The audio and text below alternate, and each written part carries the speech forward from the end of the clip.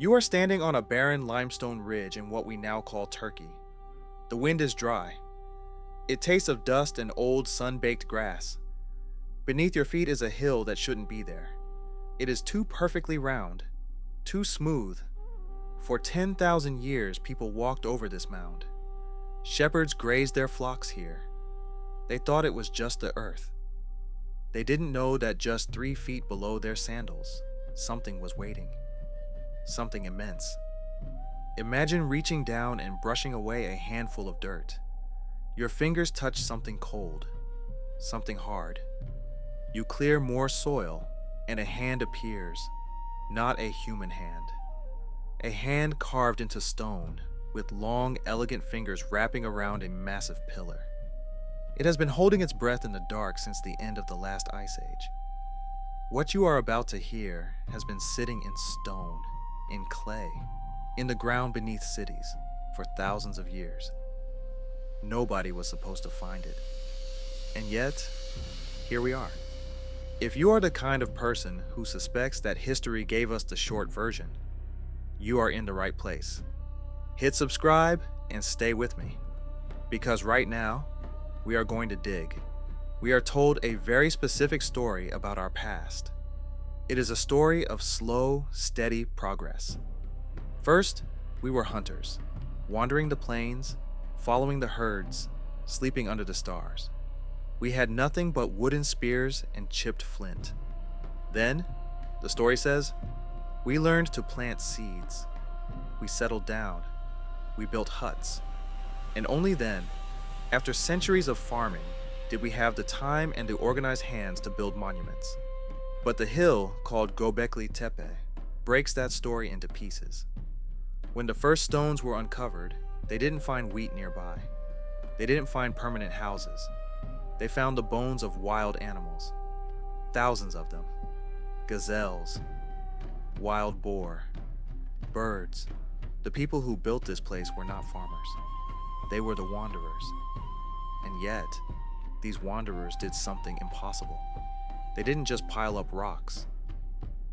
They took limestone blocks weighing 20 tons, the weight of 3 African elephants, and they moved them up a steep hill. They carved them with such precision that you cannot slip a blade into the joints. They did this at a time when we are told humanity was barely surviving.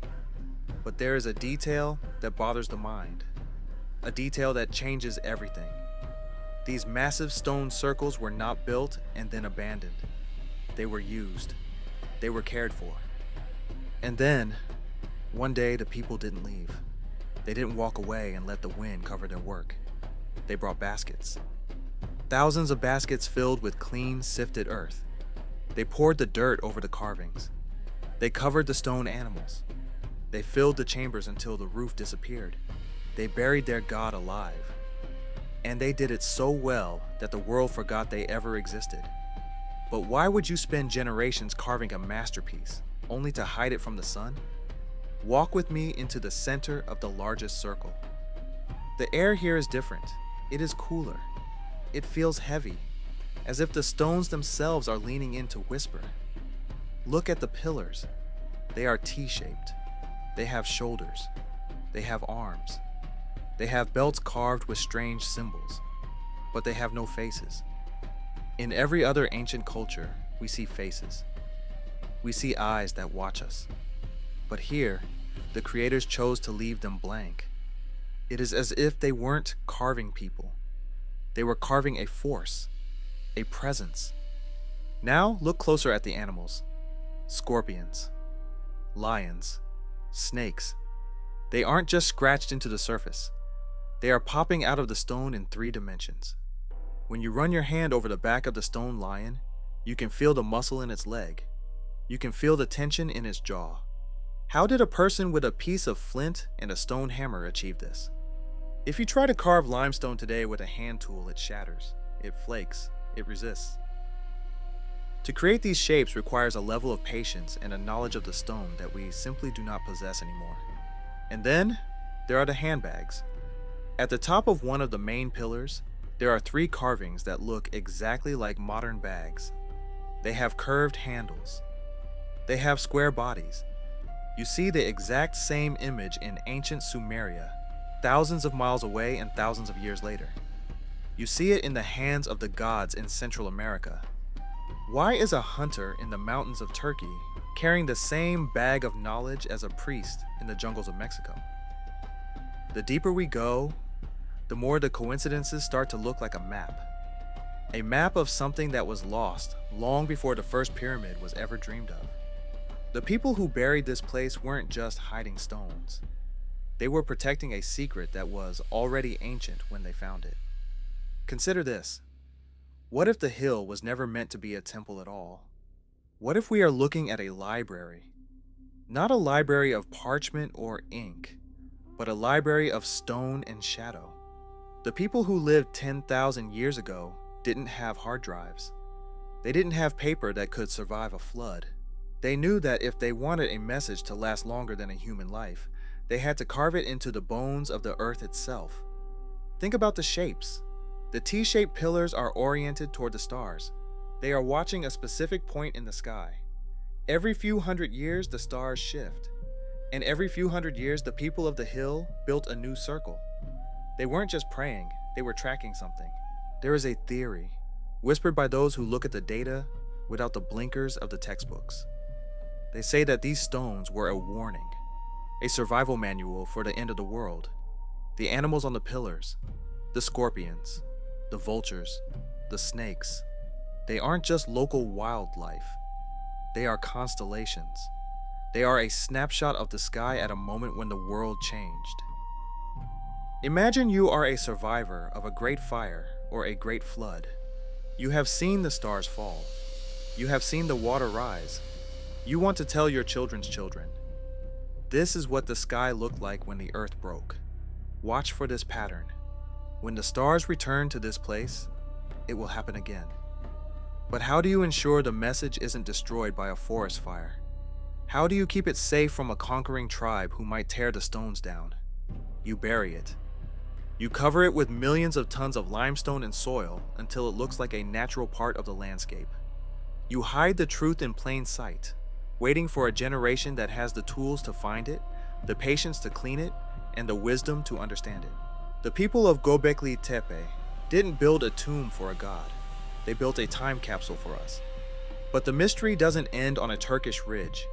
It stretches across the oceans, like a golden thread pulled through the fabric of time. If you travel thousands of miles to the west, to the high plateaus of the Andes in Peru, you find Tiwanaku. There, you see stones that weigh 100 tons, cut with the same impossible precision. No mortar, no gaps, just stone fused to stone. And on those stones, you see the same symbols, the same T-shaped gateways, the same handbags held by beings who have no faces. In the jungles of Indonesia, there is a place called Gunung Padang.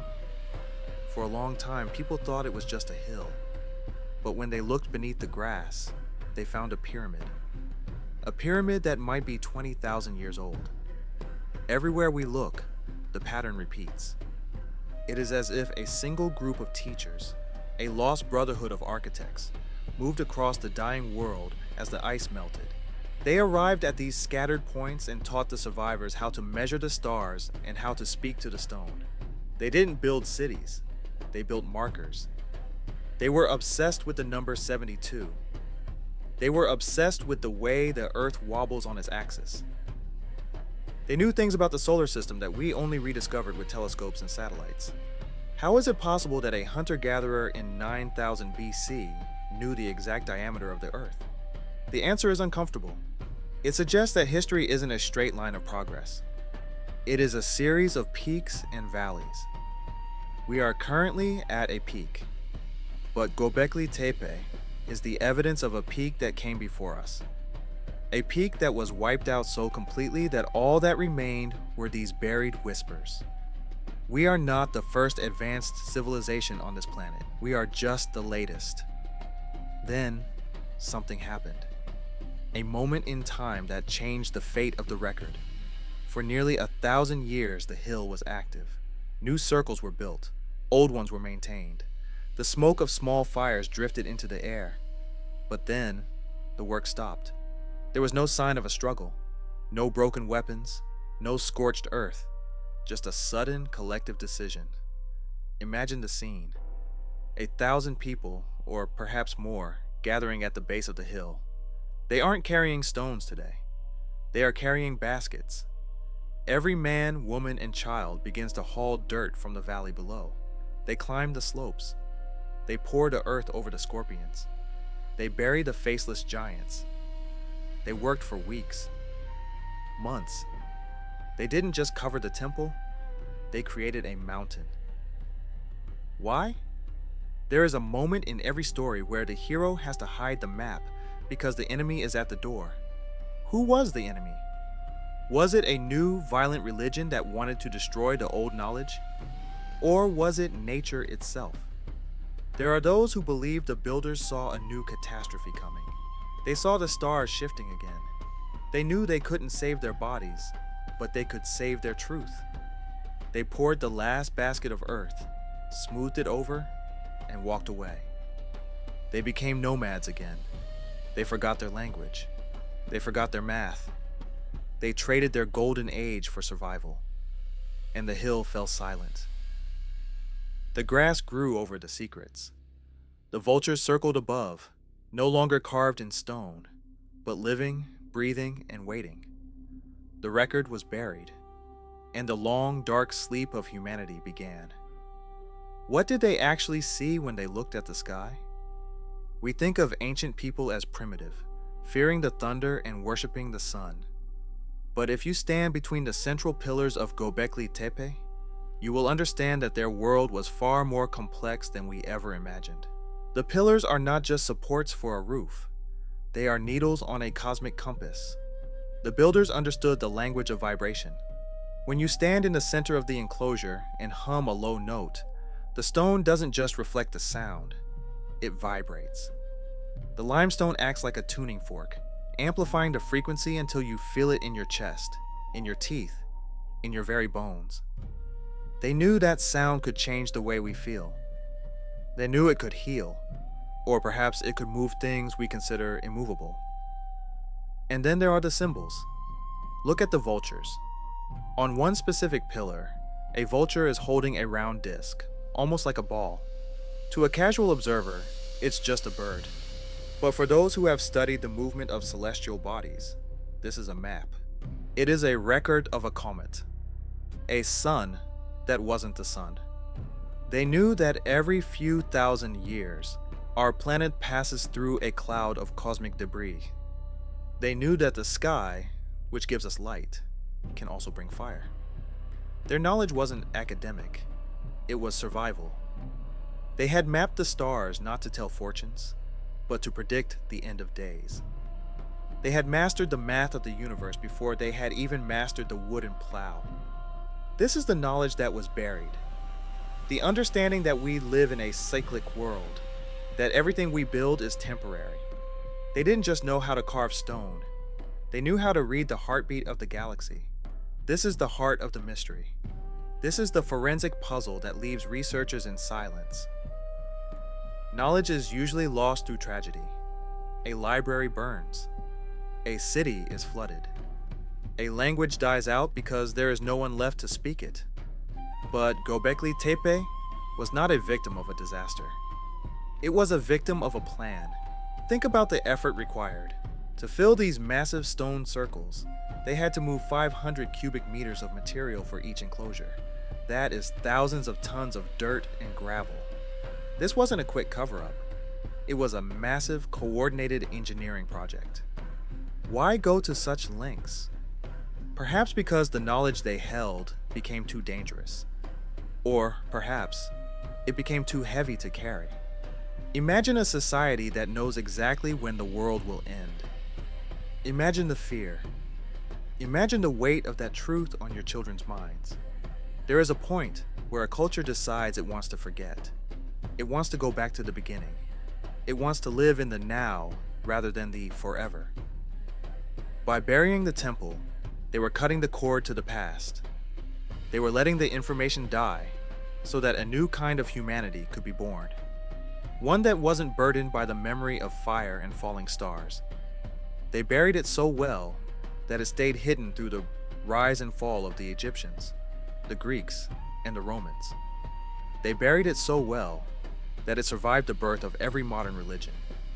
The record wasn't stolen, it was put into a vault, and the key was thrown away into the river of time. Today, the Earth is starting to give up its secrets again. We are living in an age of rediscovery.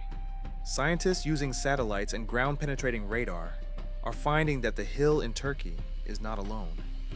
There are dozens of these mounds scattered across the region, a vast network of stone still sleeping under the soil. But there is something else. As we dig up these ancient warnings about the sky, our own scientists are looking up. We are finding the same patterns of cosmic debris. We are discovering that the myths of the ancient world match the hard data of modern geology. The ice cores from Greenland tell the same story as the stone pillars of the hill. They speak of a sudden, violent change 10,000 years ago, a reset button for civilization. We are now looking at the same stars the builders of Göbekli Tepe watched. We are feeling the same subtle shifts in the Earth's magnetic field.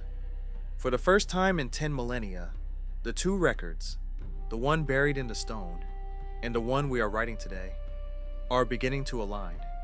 It is as if the time capsule has finally been opened, exactly when we needed it most. The question is, are we ready to read what it says? Or will we find the message too terrifying just as they did and look for our own way to bury the truth? We often think of progress as a ladder. We believe we are at the top, looking down at those who came before. But what if history is not a ladder? What if it is a circle? Imagine the person who poured the very last basket of earth over the head of the stone vulture. They might have looked at their work and felt a profound sense of relief. They were finally free from the burden of knowing. But as we stand there today, watching the archaeologists brush away the dust, we have to ask ourselves, why now? Why did this hill remain silent for 10,000 years, only to reveal itself to us in this specific century? Is it possible that we didn't find Göbekli Tepe? Is it possible that it waited to be found? Think about the world we are building. We are obsessed with digital records. We store our entire lives on clouds and servers that could be wiped out by a single solar flare or a collapse of the power grid. If our civilization ended tomorrow, what would remain in 10,000 years? Our steel will rust. Our plastic will crumble. Our glass will turn back to sand. Perhaps the people of the hill were wiser than we are. They knew that only stone can survive the long silence. The question isn't just who built it or why they buried it. The real question is much more personal. If you had a truth so important that it could save the future, but so terrifying that it might destroy the present, would you have the courage to speak it? Or would you, like them, reach for a shovel and start to dig? This has been a long journey, from the dusty ridges of Turkey to the depths of our own forgotten memory. Thank you for staying with me until the end. The story of the buried temple reminds us that we are a species with amnesia. We are only just beginning to wake up and remember who we were. I want to ask you something. Look at the world around you today. If you had to bury one message for someone 10,000 years in the future, what would you want them to know about us? Tell me in the comments. I read them all, and I want to know what you think remains of our spirit when the machines stop huming. There is so much more to uncover. There are so many more places where the record is still waiting beneath the sand. Stay curious. Keep looking beneath the surface. I am your guide through the shadows of the past, and this is The Forgotten Knowledge.